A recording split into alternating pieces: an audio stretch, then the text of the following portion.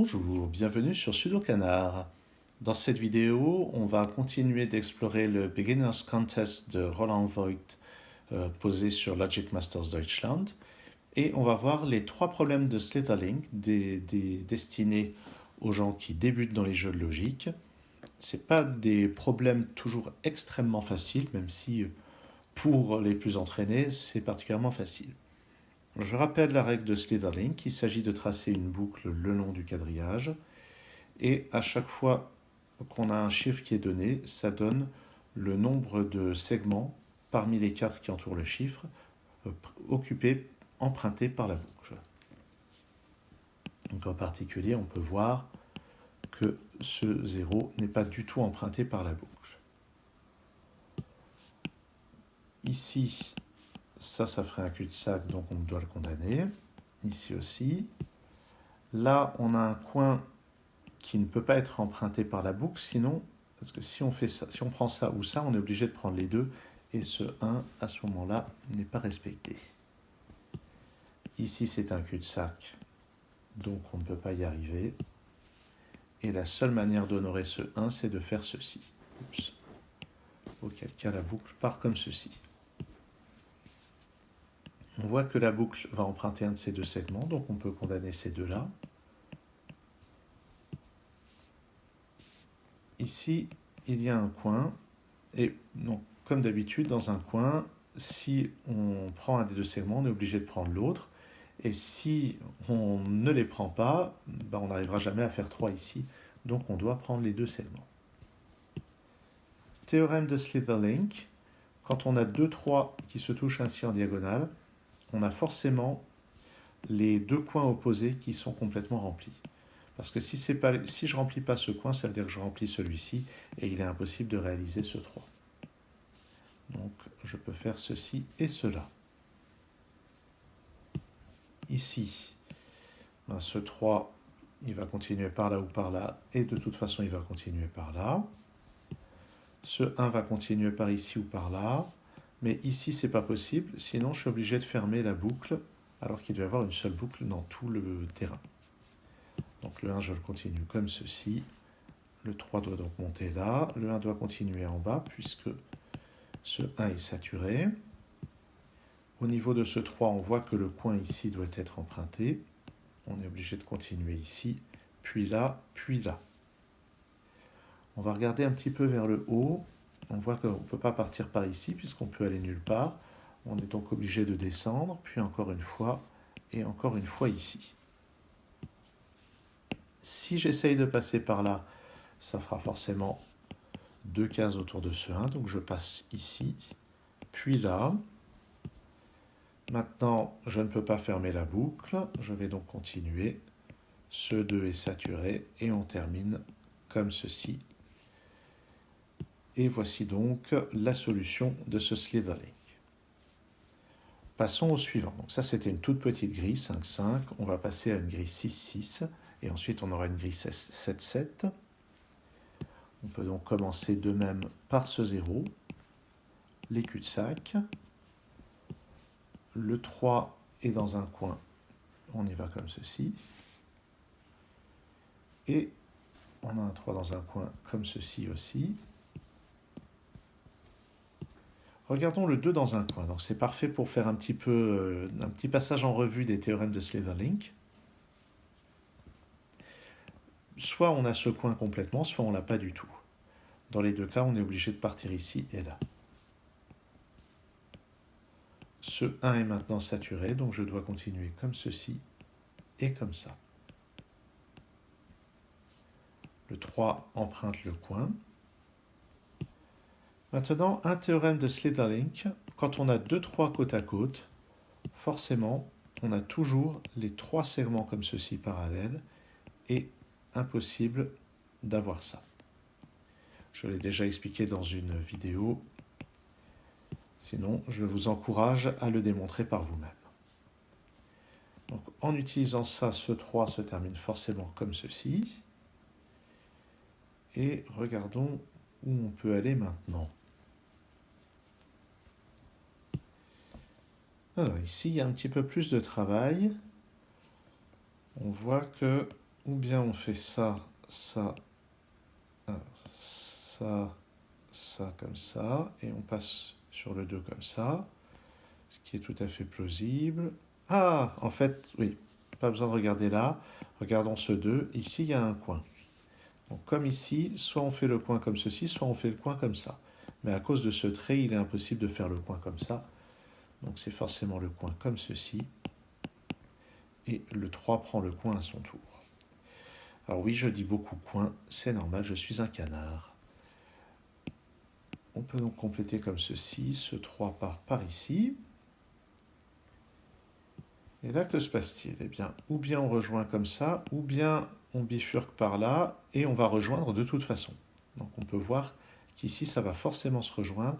En fait, si on se rejoint ici, il sera impossible de terminer ce 2, si on regarde bien. Si on rejoint là, on condamne ça, ça.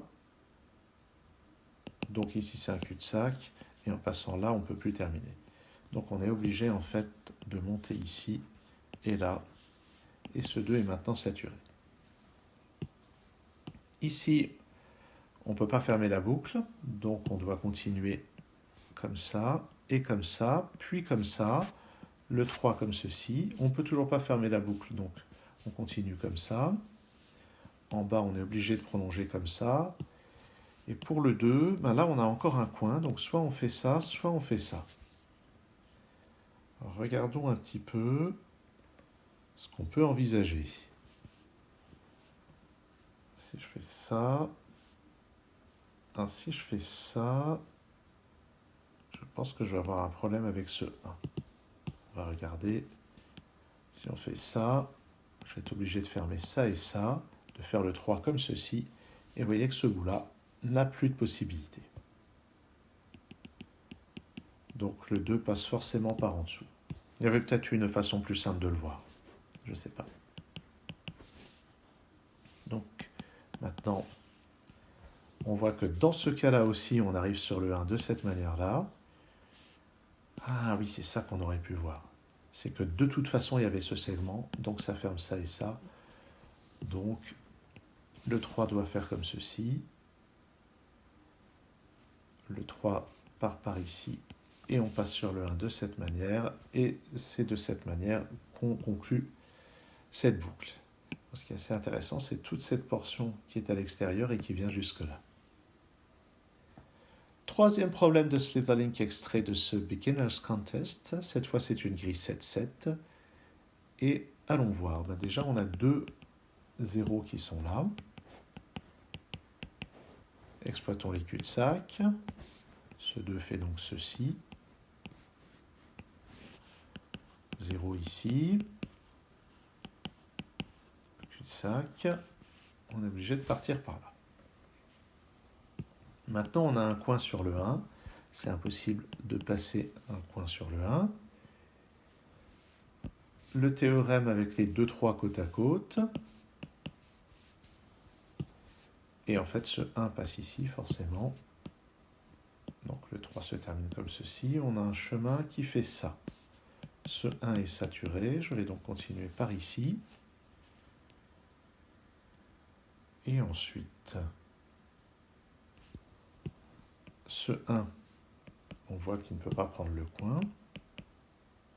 Donc il va y avoir forcément un de ces 2 segments qui va entrer dans le 2 de cette manière-là. Ah, tiens, un théorème de Slitherlink. Qu'est-ce qui se passe avec ça? Eh bien, on est sûr que ce 3 va prendre ce coin ou ce coin. Ce n'est pas possible d'éviter les 2 coins. Si je ne prends pas les 2 segments ici, je vais donc forcément prendre les 2 qui sont là. Alors, imaginons que je prenne ces 2 coins. Le 2 fait ça, et ce 3 n'est plus possible. Donc, j'ai forcément l'autre coin. Et par symétrie, j'ai aussi l'autre coin sur l'autre 3. Donc, théorème de Slitherlink, si vous avez des 3 de 3 comme ça en diagonale, forcément, les coins extérieurs, ça fait comme quand on a 2 3 qui se touchent en diagonale, et ça marche avec une diagonale, avec des 3 qui sont séparés par une ribambelle de 2. Ce 1 maintenant est saturé, cul-de-sac, donc le 2 fait forcément comme ça. Et puis, Ben ici, c'est forcé de partir comme ça et comme ça. Donc le 3 va comme ça, cul-de-sac. Le 1 est forcément comme ça, le 3 comme ceci. On ne peut pas fermer la boucle, donc on met le 2 comme ça. Ensuite, là, il faut réfléchir à la manière dont on va passer ici. Il y a a priori 4 options, mais forcément, il y en a une seule qui est possible. Déjà, on peut remarquer que si on fait ça, ça n'ira pas, parce qu'on rejoindra comme ça, et on pourra aller nulle part. Donc ce trait est forcément dedans. Qu'est-ce que je peux éliminer d'autre? Si je fais ça, un U, ben ça va nulle part. Donc forcément, j'ai ce trait, ce qui permet de dire que ce 1 est complet. Cul-de-sac ici, donc je suis obligé de passer comme ça. Et à cause du coin, le 3 fait comme ceci, et on rejoint comme ça. On ne peut pas fermer la boucle ici, donc on fait ça. Ce 1 est maintenant complet. Il y a un coin autour du 3. Je passe par ici. Et là, je ne peux pas aller par là, ça c'est un cul-de-sac, donc je vais passer ici ou là. Ce qui veut dire que les deux autres segments du 1 sont condamnés. Je suis obligé de passer par là-haut. Et donc je passe ici sur le 1, comme ceci, comme ça, et je termine le chemin de cette manière-là. Voilà donc qui conclut la résolution de ce troisième Sliderlink, qui n'était pas d'une grande difficulté, mais qui nécessite quand même de connaître déjà des choses de Sliderlink. De manière générale, ces trois problèmes sont une bonne occasion de présenter certains théorèmes, le théorème des trois en diagonale, le théorème des trois l'un à côté de l'autre, du 2 dans un coin, le théorème du 1 dans un coin, des 2 3 en diagonale séparés par une ribambelle de 2, des 2 dans les coins, enfin bref, ça montre vraiment toutes les techniques élémentaires de Sliderlink. Merci d'avoir suivi cette vidéo, à très bientôt sur Sudocanar.